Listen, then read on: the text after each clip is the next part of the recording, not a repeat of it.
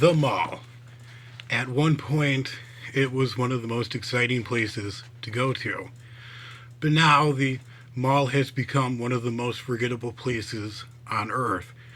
Every day around the world, millions of people visit them and nothing of note occurs. And yet, the mall is at the center of stories that have no clear explanation.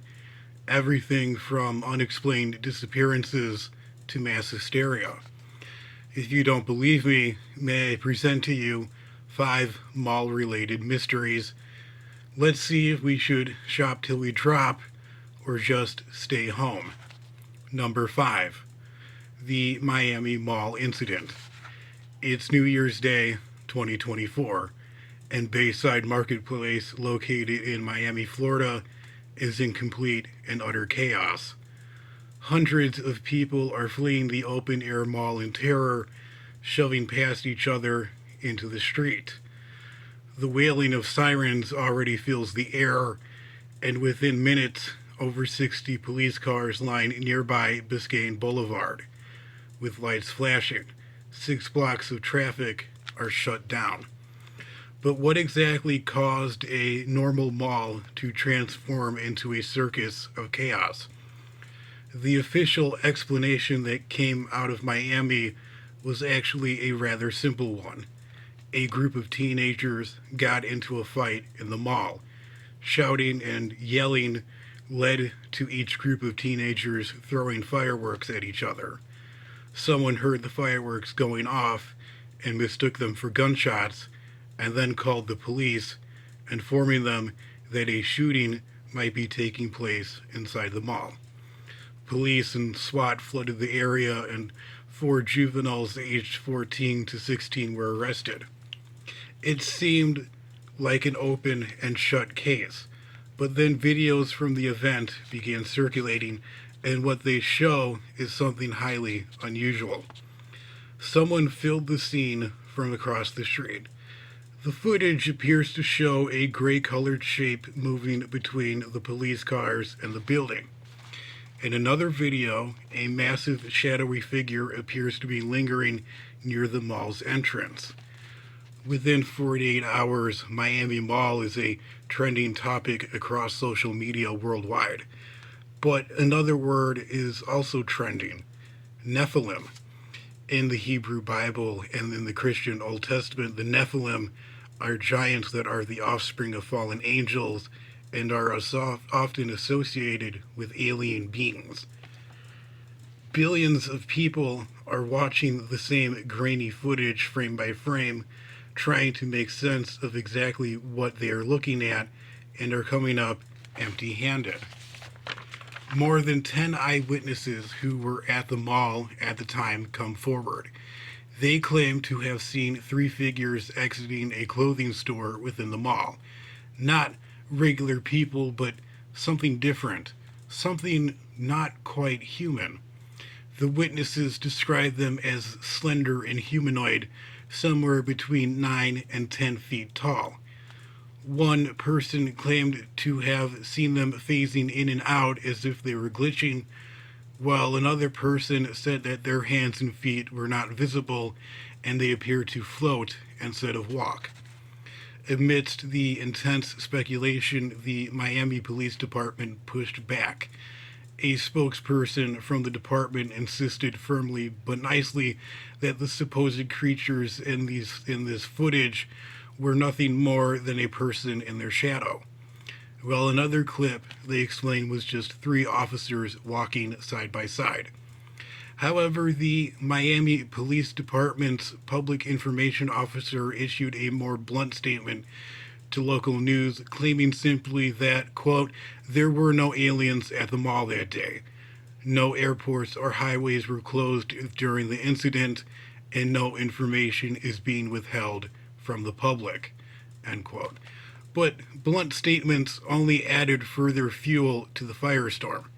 Billions of accounts claim that the government is covering up the footage. A theory about something called Project Bluebeam gains thousands of new believers. It is the idea that the government has the technology to stage a fake alien invasion to further cement control over a terrified population. And yet, no one can produce a single clear photograph, no high resolution video, or any form of physical evidence from that day other than the grainy footage that has been viewed over 1,000,000 times. The teenagers that got into a fight was real. The fireworks that were mistaken for gunshots that sent shoppers into a panic was real. The fear and panic that was experienced by those at the mall that day was real. But what else people saw in the mall that day remains a question that may never be fully answered. Number 4. A mall built for Armageddon. It's October 10th, 1961, and a married couple stands in the main court of San Antonio's largest mall. It's opening day. A local high school band plays. Clowns entertain the children, and adults explore the new shopping center with curiosity and excitement. But suddenly, an air raid siren echoes through the mall, and the couple then rushes to a sealed concrete basement that is located under the mall. The couple will not see the outside world for 2 weeks. However, this is not a nuclear attack. Far from it. It's a promotional stunt that is put on by the mall, but the fears behind it are extremely real. San Antonio, Texas, in 1961, amidst rising Cold War tensions, is one of the most militarized cities in the United States. Lackland, Randolph, Kelly, Brooks, and Fort Sam Houston. 5 major military installations in a single metropolitan area. Soviet war planners probably have the city circled on a map, and if nuclear war were to break out, it would most likely be one of the first cities to get wiped off the face of the earth. The residents of San Antonio are painfully aware of this. Civil defense officials estimate that San Antonians will have less than 18 minutes to grab what they can and flee to shelter. So when the Wonderland Shopping Center opens that September, it's massive. It's over 650,000 square feet with over 62 stores and 5,000 parking spaces. But the biggest thing that it advertises the most proudly is something that no other shopping center in the country at the time has: a fallout shelter. At the time of the mall's opening, the mall still operates segregated restrooms and water fountains. But when the bombs fall, both African American and white people shelter together. The couple seated inside the fallout shelter are Mr. and Mrs. Sidney Ward. Mr. Ward is an air traffic controller, while his wife was a former school teacher. They were extensively screened and selected by Civil Defense for this project. The shelter is stocked by the mall stores who promote their goods. This includes canned food, water drums, a battery power radio that is turned to CONELRAD, the emergency frequency that would tell people that it's safe to leave their shelters after the bombs fell. Every day, the couple, the Wards, phone into the local KNES radio station to tell the outside world how they're doing, and every day, everyone in the city tunes in. After 14 days, they walk out of the fallout shelter healthy and smiling. The crowd that is waiting for them outside cheers. For the Wonderland Shopping Center, the stunt is a complete success, but the question still hangs heavy in the air. Is it really realistically possible to survive a nuclear war underneath a shopping mall? Residents of San Antonio, Texas really want the answer to be yes. A year earlier, before the Wonderland Shopping Center's fallout shelter stunt occurred, the city breaks ground for a new hospital. The groundbreaking ceremony opens with a simulated nuclear explosion launched from a military helicopter. A mushroom cloud of TNT rises over the construction site. Speakers tell the crowd that this will be the only medical facility in the San Antonio area that would be safe from radioactive fallout. The crowd eagerly applauds. But 2 years after the wards emerge from their shelter, the people of San Antonio find out the hard way what a real nuclear mushroom cloud looks like and feels like. On November 13th, 1963, something goes terribly wrong at Lackland Air Force Base. A storage bunker at the Medina Annex is packed with 209 partially dismantled nuclear warheads. 123,000 pounds of high explosive components from obsolete weapons systems. One of these explosive components ignites, and then all of them do. The blast leaves a crater about half a football field wide. Windows shatter 13 miles away. Children who were attending school on the base think that World War III has begun. Across San Antonio, people pour out into the streets looking up at the sky and witnessing a mushroom cloud. Thankfully, no nuclear explosion occurs on that day. The radioactive cores were removed and stored elsewhere, but for an hour, no one in the city knows that. 8 days later, President Kennedy visits the city before he flies to Dallas, Texas. The mall is still there. It is now called the Wonderland of the Americas. The fallout shelter, however, is long gone. It was turned into storage. Today, shoppers unknowingly walk over the spot where two people waited it out at the end of the world. A concrete room built to survive doomsday was once buried underneath a place called Wonderland. Isn't it ironic, don't you think? Number 3. The Woman Who Completely Forgot Herself. May 1985. It's a Saturday evening, and stores inside the Aurora Mall in Aurora, Colorado were beginning to close. A security guard notices a woman wandering through the mall. She has brown hair and is in her mid-20s. She asks the woman if she needs help, and she says yes, she does. The woman has no idea what her name is and how she got there. She is carrying almost nothing except a Toyota keyring, a pack of cigarettes, an empty notepad, and one book, the novel Watership Down, a story about rabbits fleeing destruction to find a new home. The security guard walks her through the mall's parking lot. They try to see that if the key that was on her keyring in every Toyota car would work, but none of them do. Police find no wallet or ID on the woman. The authorities check her into a mental hospital as a Jane Doe, or a woman with no name.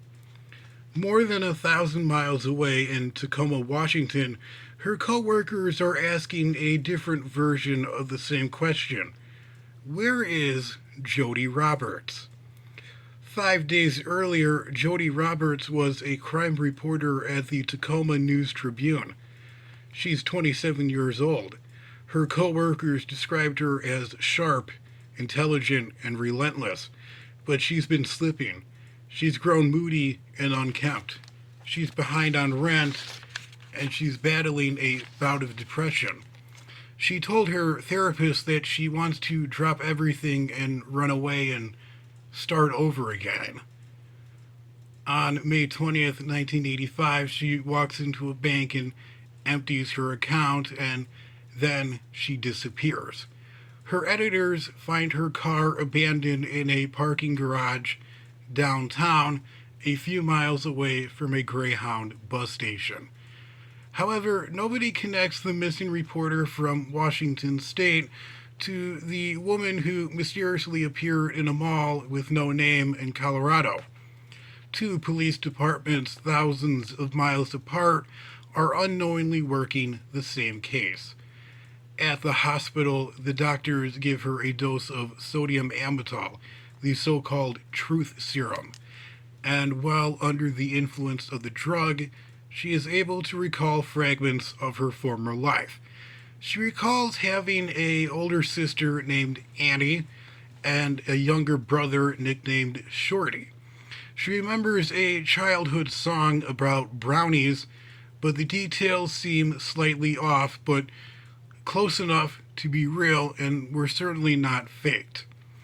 The doctors give her a diagnosis of psychogenic amnesia, a condition triggered by a life threatening event that results in certain parts of memory being completely erased. After 4 months at the hospital, they eventually release her. She eventually chooses a new name, Jane D. She picks a new birthday. She studies Russian at the University of Denver before she moves to Alaska. She marries a fisherman and has 2 sets of twins and builds a web design business out of a trailer on the coast of Alaska. Back in Washington State for over 12 years, Jody Roberts is feared dead.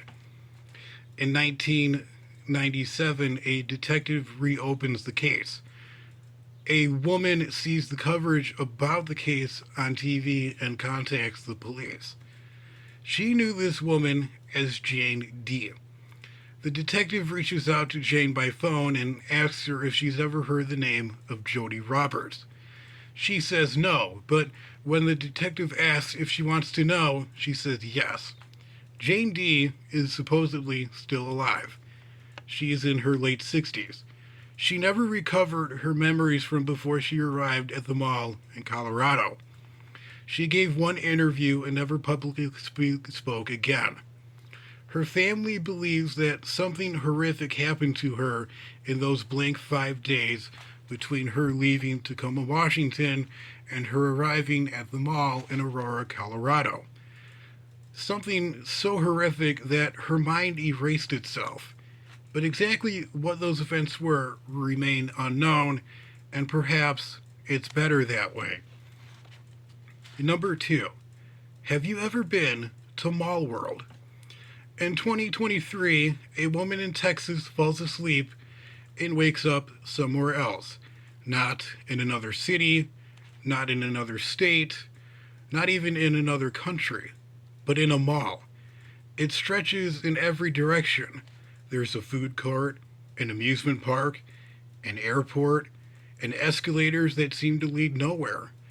And the mall's layout shifts around her. And yet somehow she knows exactly where she is. She has been coming here for years. The woman's name is Jessica Tilton, aged 32. One day she decides to draw a map of the place that she frequently visits in her dreams. She posts it on TikTok. She expects that maybe a handful of people may find it interesting, but it gets over 1 million views. It turns out that thousands of strangers are saying the same thing. They have been here too. They call it Mall World. The details vary from person to person, but there are eerie similarities. People who have never met each other in real life describe the same sprawling food court, the same maze of never-ending escalators, and the same empty, seemingly abandoned storefronts with merchandise still on the shelves, shrouded in amber light, and everything seemingly frozen in time. One person claimed that it smelled like their kindergarten classroom, while others describe apartment corridors stretching out into infinity and staircases that go up and never stop. However, these dreams of Mall World are by no means a new phenomenon. Some people claim that they have been experiencing these dreams for 20, 25, 30 years. But now, thanks to the internet, they are finding each other and realizing that they are not crazy and they are not alone. So, what exactly can explain the phenomenon of Mall World? Some point to the Swiss psychoanalyst Carl Jung's idea of the collective unconscious. The idea that all humans, regardless of culture, religion, or personal experience, share a layer of a mind full of universal archetypes. while others believe that it is a form of astral projection, that billions of dreamers are actually leaving their sleeping bodies and meeting in a shared place. There are even those who link it to CIA mind control experiments from the 1950s, 60s, 70s, and 80s. However, scientists remain highly skeptical. One of these skeptics is a man by the name of Dylan Selterman, a doctor and researcher at Johns Hopkins University. He argues that there is no evidence for telepathy or a collective subconscious. A mall is a place that everybody has visited at some point. Our brains create dreams from existing environments. Similar environments produce similar dreams. Billions of people also independently dream of losing their teeth every night, with reoccurring dreams, a dream that is experienced multiple times, occurring between 60 to 70% of adults. Dr. Selterman also raises a far more simpler explanation for the mall world phenomenon: social contagion. Humans can be very suggestible. Someone posts about a dream that they had about a mall, other people listen to it, the brain does what the brain does, and the more people talk about Mall World, the more people claim to have visited it. But here's the thing that science cannot fully explain. Many dreamers claim that their Mall World experiences have been going on before the advent of the internet, and certainly long before they had any particular reason to suspect anyone else was dreaming of the same thing. Perhaps, ultimately, this is just nothing. Just the human brain recycling familiar places and turning them into the landscape of dreams. And who knows, perhaps tonight, after viewing this video, you will find yourself standing alone in a food court in a mall that you've never been to, but yet somehow feels extremely familiar. Number 1. The Snake Man. A young woman steps into a fitting room on the fourth floor of a shopping mall in the Philippines. She is a well-known actress. She is at the mall for a film shoot. Outside, production assistants are waiting for her to change into a different costume. It's nighttime. The stores are closed. The mall is silent and empty. Inside the fitting room, she is safe and alone, or at least that is what she thinks. Within days, an unusual rumor begins making its way across the city. The young actress fell through a trap door. She falls all the way down to the mall's basement. She thinks that she is alone, but then she comes face to face with something evil and unholy, a creature that is half human and half snake. Before the creature catches her, she manages to escape the mall's basement through a tunnel that leads to a nearby hotel with only a broken arm and a really crazy story. The Gakongwe family, who own the mall, gives her 850,000 pesos, or 49,257 US dollars, to remain silent about what happened. However, none of this is true. It is nothing more than a story. But that does not stop it from spreading, and before anyone has the chance to set the record straight, it becomes one of the most legendary urban legends in Filipino history. The mall at the center of this story is the Robinson's Galleria in Quezon City in the Philippines. The mall opens in 1990, but the origins of this legend predate the construction of the mall. The owners of the mall, the Gakongwe family, are Chinese Filipino immigrants. They arrived in the Philippines in the 1970s trying to escape Mao's regime. They are dirt poor, starting off with a corn mill. However, by the 1980s, they are building malls across the Philippines and are expanding rapidly and drawing a great deal of suspicion. Many people believe that there is more to this rags to riches story than what meets the eye. In 1985, they opened a department store in the city of Cebu, and that's where the rumors begin. According to some, their wealth comes from a creature that is half snake and half human, the supposed twin sister of Robina Kakangwe Peg, the eldest daughter. The creature supposedly lays golden eggs filled with gold coins, and this creature supposedly lives in a hidden room beneath the store. When Robinson's Galleria opens 5 years later in 1990, the story changes. In this new version of the tale, the Snake Man no longer simply exists. It has a hunger for human flesh and blood, and it hunts. It supposedly stalks its victims through one-way mirrors in fitting rooms. Once it chooses its victims, a trapdoor in the floor of the fitting room opens and the victim falls to the basement. The woman at the center of this urban legend is a young woman named Alice Dixon, an actress and winner of the 1986 Miss International Philippines contest. She remains quiet on the issue for over 30 years, and it is the silence that keeps this urban legend thriving. Television reporters run stories of reshoppers being absolutely terrified to enter Robinson's fitting rooms without a mall employee with them at all times. It becomes a public relations disaster. In 1991, the family's matriarch, Robina Kakangwe, makes an open offer to the public. If anyone can prove that the Snake Man exists, she will hand over the entire mall to them. However, no one comes forward with any proof, and while this would have put an end to the legend, it refuses to die. In 2012, a blurry video claiming to show the creature's supposedly mummified body goes viral. It depicts a creature with the head of an old man with a long gray beard on the body of a snake. In 2014, the Filipino horror anthology series called Shake, Rattle, and Roll turns the myth into an episode. The woman that they cast as the Snake Man's mother is none other than Alice Dixon.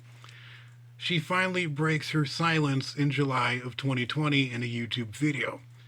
Nothing happens, she says. The story is just that, a story. She was at the mall for a film shoot and she changed into a different costume. And that was it. However, not everyone believes her.